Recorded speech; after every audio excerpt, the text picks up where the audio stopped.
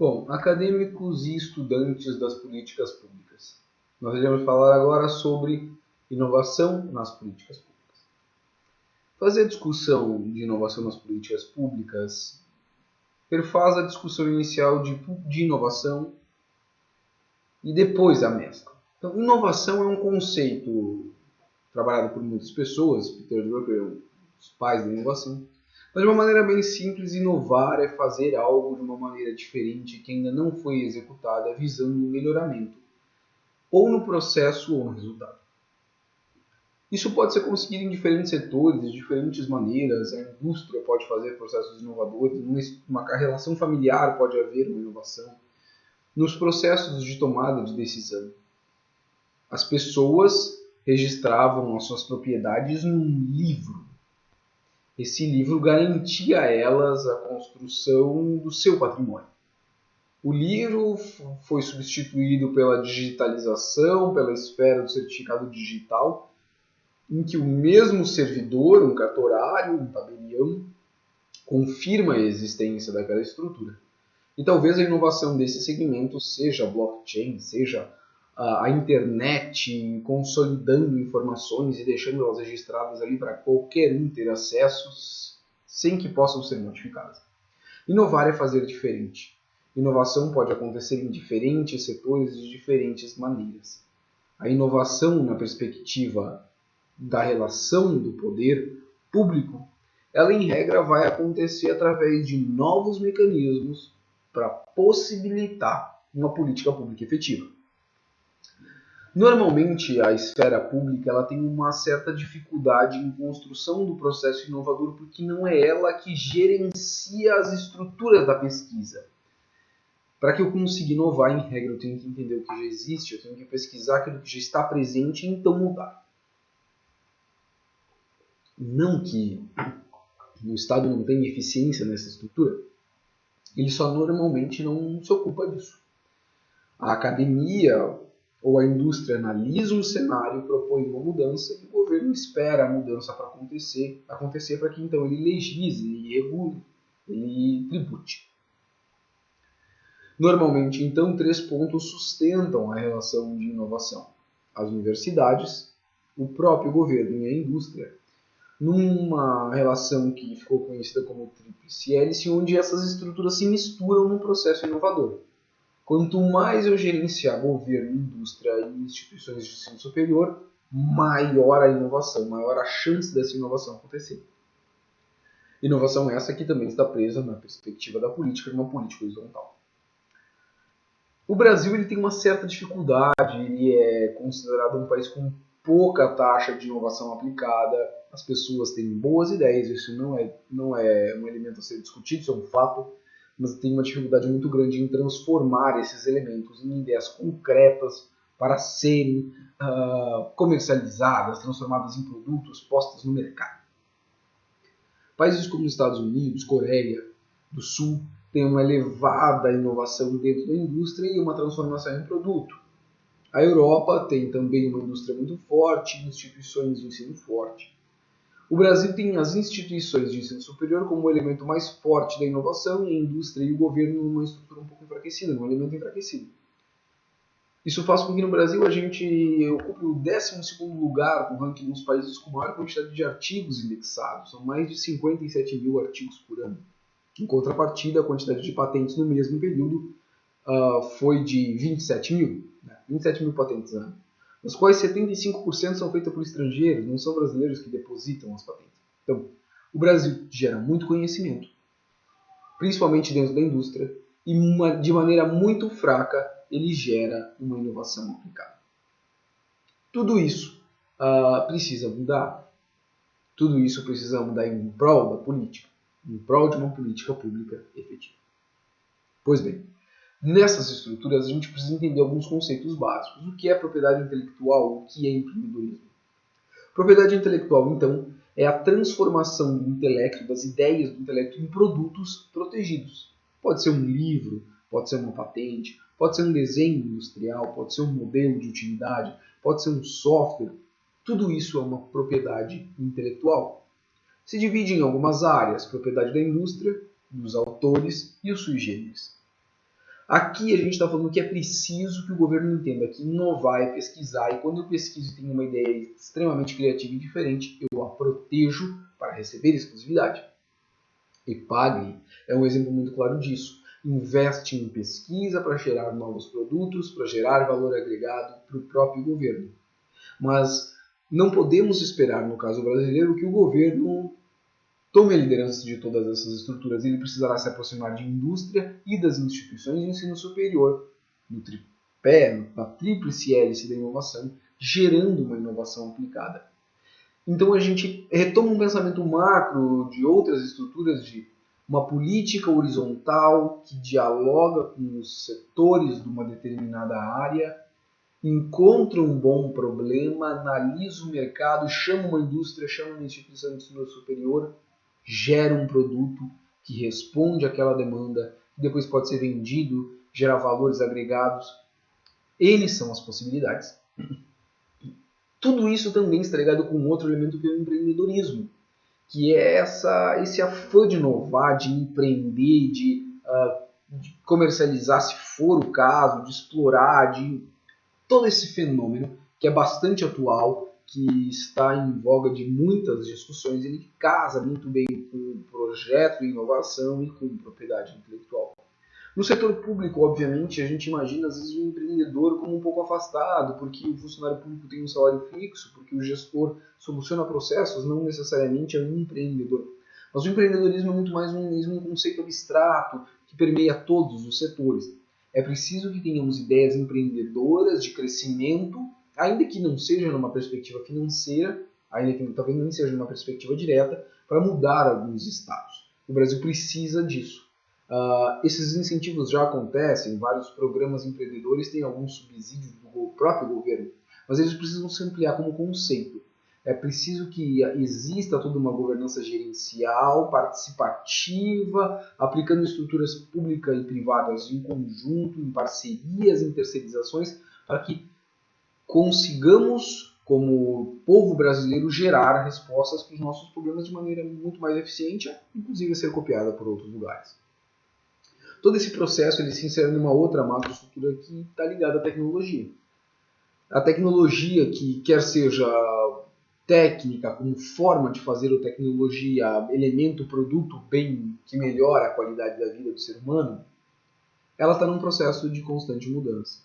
Nós estamos saindo de uma terceira revolução industrial, onde a gente passa a ter a aplicação da informação de maneira disseminada, a informação circula a todos os espaços, a gente entra numa estrutura em que a sustentabilidade ganha espaço, a terceira revolução industrial marca o início do fim da era do petróleo, onde as pessoas passam a utilizar energias renováveis, eólica, energia solar, que se disseminam de maneira muito grande. A própria energia atômica, o hidrogênio, possibilitaram uma revolução dessa terceira revolução industrial, que se iniciou, mas já está praticamente acabando, para uma quarta revolução industrial. Então a gente está vivendo uma etapa de impressora 3D, onde tudo será impresso. Nós estamos vivendo uma etapa em que as impressoras imprimirão não só produtos de plástico, como a gente conhece hoje, mas de todos os elementos. A internet, não só a internet banalizada, mas a internet das coisas, onde tudo está conectado, o carro, a televisão, a geladeira, tudo está conectado. Nós vivemos então num mundo de internet, nós vivemos num mundo onde as pessoas têm impressoras 3D, nós vivemos num mundo onde o conhecimento ele pode ser disseminado para um grupo inimaginável de indivíduos e que a revolução da forma com que a gente conhece as prestações de serviço vai ser alterada. Talvez o coronavírus venha a marcar uma mudança de era onde as pessoas trabalham de casa, porque a sua casa é conectada a todas as estruturas e dali ela gera o serviço que ela prestaria em qualquer lugar. Muda-se a perspectiva do indivíduo. A revolução da indústria permite em que todos estejamos em todos os lugares ao mesmo tempo. Tá, mas como isso se conecta? Alguns conceitos vão precisar mudar dentro das políticas públicas nessa perspectiva da inovação. Isso vai acontecer de maneira natural, talvez não tão célere quanto poderia ou quanto a iniciativa privada vai, mas vai acontecer na iniciativa pública também. A doutrina é clara em analisar que já iniciou o processo da inovação. Se antes a gente tinha a ideia de que uma licitação teria que ser pelo preço mais barato, quiçá pelo preço mais barato e o serviço melhor prestado, agora algumas licitações já envolvem a maior inovação aplicada. Não basta que venha ser prestado o melhor serviço, é preciso que aquele serviço gere uma tecnologia própria para aquele lugar. Para que depois que a prestação do serviço deixe de acontecer, um produto fique. Então, o município, quando ele contrata uma empresa, ele não quer mais alguém que venha, solucione aquele problema naquele momento e vai embora e depois o problema ressurja. Quer um software que solucione o problema a longo prazo. Quer uma patente que melhor distribua os canos que ligam, que conectam as casas à rede de água e de esgoto. E isso é uma perspectiva que gera uma inovação a longo prazo, facilita o processo da cadeia das políticas públicas. Nós estamos vivendo uma etapa, então, de extrema urgência, de mudanças constantes. Aquilo que antes levava 20, 30 anos, 100 anos de uma primeira para uma segunda revolução industrial, se desaparece em 20 anos. A quarta revolução industrial está chegando agora e alguns impactos serão tão grandes que talvez daqui a 10 anos nós estejamos vivendo a quinta revolução industrial. A internet 5G é um exemplo muito claro disso. A internet 5G vai permitir com que os ônibus, com que os carros, com que as estruturas sejam ligadas à internet e atuem de maneira quase que instantânea. Quando você vê um vídeo, aquele vídeo tem um delay de 2 segundos, de 1 segundo. 1 segundo parece nada. Agora, você já pensou 1 segundo para a tomada de decisão de um ônibus com 80 pessoas dentro a 100 km por hora? É muita coisa. A internet 5G vai permitir que o ônibus tome a decisão em 0,01 segundo, ou seja, tão rápido quanto um humano. Só que mais sábia, obviamente, porque ela em 1 milésimo ela vai pensar tudo o que pode acontecer e vai atuar. O humano também vai, às vezes de maneira intuitiva, às vezes de maneira não tão sábia. Então, as revoluções trarão novas realidades que nós ainda nem conhecemos. Mas como que é que a realidade estatal pode auxiliar isso? Obviamente o Estado não vai conseguir, já vendo a sua atuação quase que infinita, conseguir abraçar mais essa etapa de uma maneira a liderar. A indústria, as universidades liderarão o processo de inovação, muito provavelmente, as startups surgiram nesse intuito de revolucionar. Mas o governo, então, ele precisa atuar de maneira, a política pública precisa surgir de maneira a promover a inovação. Isso pode acontecer de duas maneiras, através de uma relação financeira, que pode ser até na concessão de um tipo de crédito. O CNPq, o governo municipal promove um prêmio de inovação, uma bolsa de inovação para aqueles que são inovadores. Como pode ser numa não taxação. Então, produtos que são inovadores, produtos que foram criados por uma demanda exclusiva de um determinado município, região, bairro, estado, elas são isentas de um determinado tributo. Porque quando eu facilito o inovador, não cobrando dele uma carga tributária que sabe-se no Brasil ser bastante alta, eu facilito, eu crio para ele mecanismos auxiliadores no desenvolvimento de políticas públicas locais.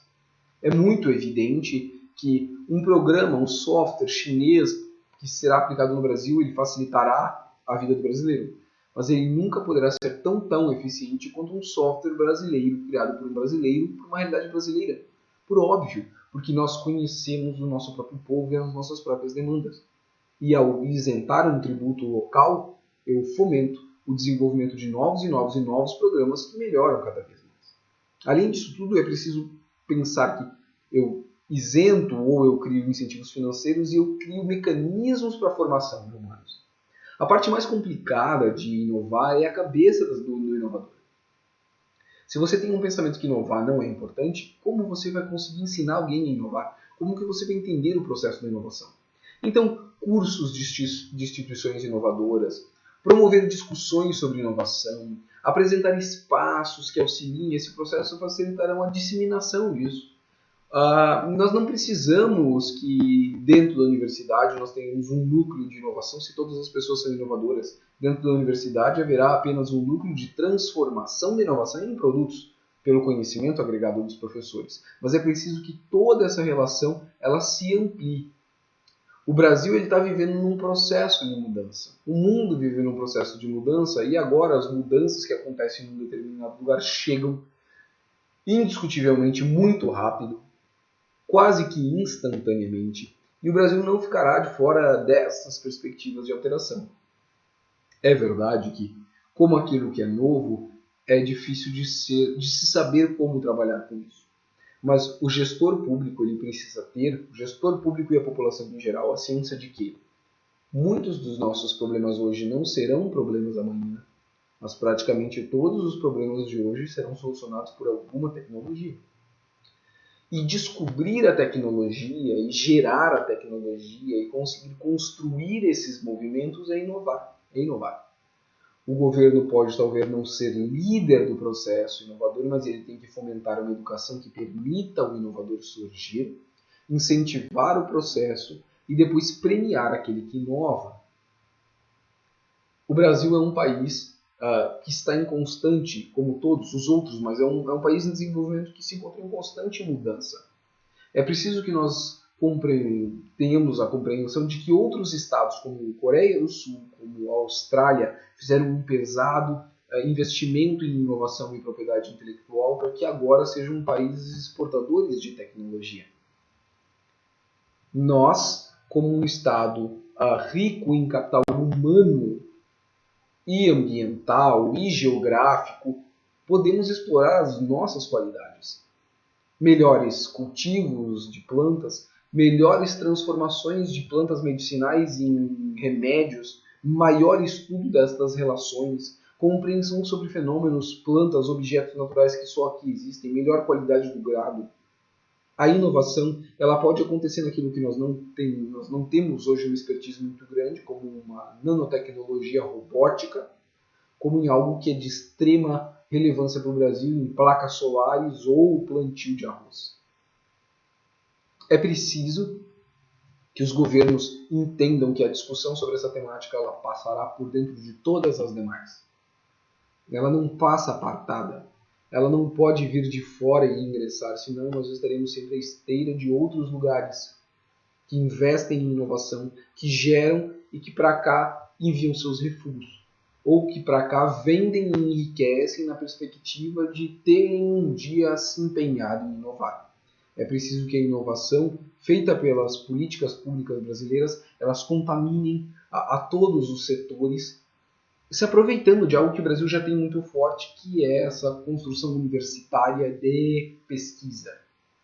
Se a universidade pesquisa e o governo incentiva e aproxima esses elementos da indústria, nós teremos no Brasil uma revolução de inovação para aquilo que é interessante à nossa realidade, desenvolvendo o Estado. Muito obrigado.